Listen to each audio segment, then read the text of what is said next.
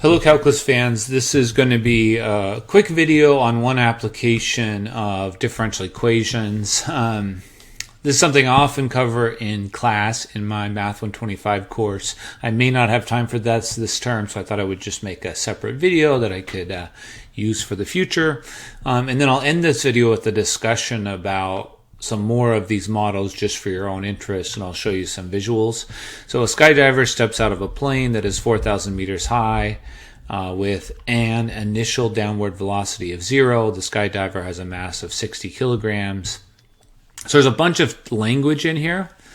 What's happening in these is you have this person, up here, this parachute on. And the way most textbooks label this is they call this y equals 0, and then they label downward as positive. Now that's a bit different than we have done for many of our other applications this term. Often we have called the ground 0, and we would call this y equals 4,000. So the main point of confusion is labeling. Now on a given problem, we would do the labeling for you so you wouldn't have to think about it.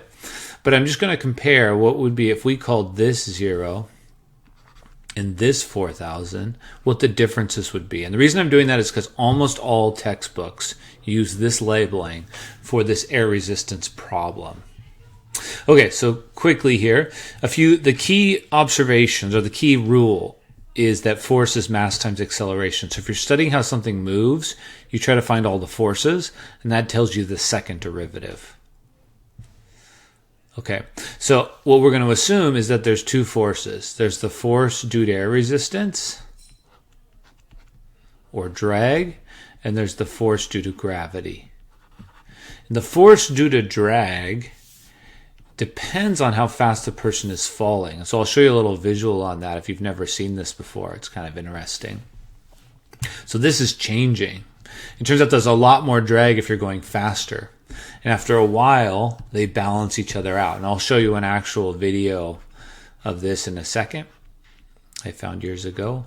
So as you go further, the drag will be more. In fact, there's a moment when these two forces balance out. So anyways, what's really happening is the derivative of velocity, which is the acceleration, mass times the derivative of velocity, is the sum of the forces. Now the force due to gravity is going to be the mass times the gravity. So that's this 588 newtons. Whether we call that positive or negative depends on how we label it. So in this labeling, in the green labeling, so maybe I'll put the green over here. I remember being very confused by this when I was a student. I'll zoom out a little bit. The truth is, it doesn't really change conclusions from the problem, but there's this sign issue you have to keep track of. So in this setup, with the green setup, gravity is making your velocity become more positive, because in this situation, so we would say m times dy dt is 588. And then we're going to do this other force. And I should have written this first. The sum of the forces is the force due to gravity and the force due to drag. That's what I'm setting up. So if you do it in the green labeling, the force due to gravity is positive. If you do it in this labeling, it's making your velocity that's negative. So that's just a choice. Whether you put positive or negative depends on what labeling you choose. So I remember that being a confusion for me. So the added confusion is air resistance is always the opposite of whatever velocity is. So the most basic model is you stick your hand out the window as the car is driving. As the car drives faster, you feel more air resistance. Now the exact function of the velocity, there's a whole bunch of different models. For some things, v squared is a better model. I read one that's the golf ball, v to the 1.1 is a better model. So people have used different models about this. The interesting thing here is this means opposite proportional to and opposite to the velocity.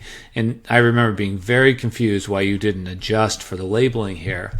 But it's opposite velocity. So in this story, positive velocity will be made negative. And in this story, negative velocity will be made positive. So the negative accomplishes the same thing. So it's always a negative no matter what the label is. It's the opposite of V.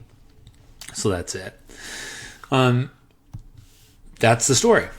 Now you know the mass is 60. So there's a 60 here and a 60 here. So it's mass times acceleration is the sum of the forces. So the two models are this. In this model, we're calling downward velocity negative. And there's this model. In this model, we're calling downward velocity positive. And they're both correct. Like I said, I remember being confused by that many times when I started this process. That's not really a mathematical thing. It's just about the forces. But anyways, from there on out, we're solving. The way we solve is we divide by that entire expression and we integrate and we do all the things we've been doing. Maybe I did not prepare this. Let's see. I'll show you this in a second. Maybe we will pull up my notes here just as a time saver. And you can always do this. Go to my materials page, do a Google search for Andy Lovelace, go to my notes, and you can find this worked out. I think it's worked out in both of these, but let me see. There's the mixing problem. Okay, there we go. So I'm just going to grab my solutions. And I'm going to plop it right here. Sorry, I didn't have this ready.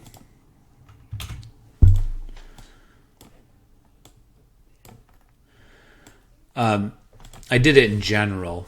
So this is with the labeling that the textbook usually uses, where they're calling gravity positive, the force due to gravity positive. And that's what most textbooks do, just to avoid having so many negatives. The only problem with that is you have to remember that y equals 0 is the top. Okay, let's just go with that. So you separate, you integrate. This is the easiest part to forget because the integral is going to have a 1 over whatever this is out in front. You multiply both sides by the reciprocal of this, which is that. You exponentiate both sides, and I've done this so many times in my life. I remember making many mistakes in that simplification the first 2 or 3 times I did this. But anyways, this is what you get. And so the formula you get is the velocity is 588 over 12 plus c e to the negative 12 over 60t. Oh, and it simplifies down to this. Why didn't I just write that? 49 plus c e to the negative 1/5 t. And then if you plug in your initial condition, the initial velocity was 0. Oh, you have, because it said you stepped out of the airplane, you get this.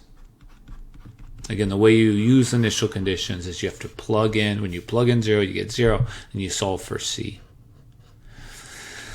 So that's our solution. The interesting thing is once t goes to infinity, the velocity will approach 49.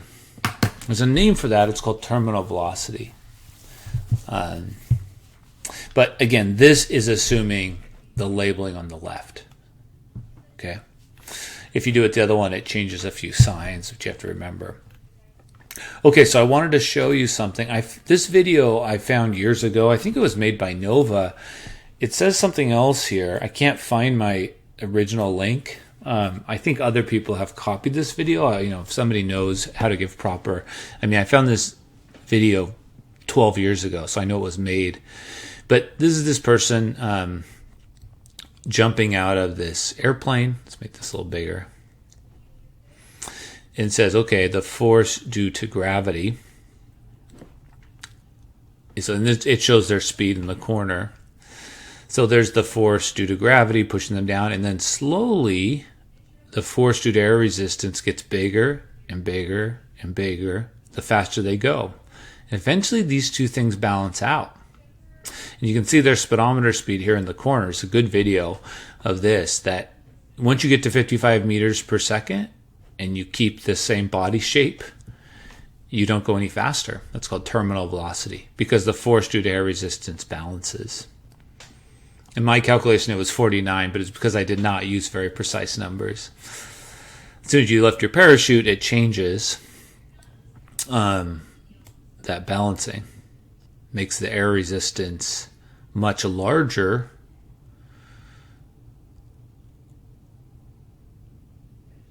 And so then you have a slower speed, slower velocity on the way down.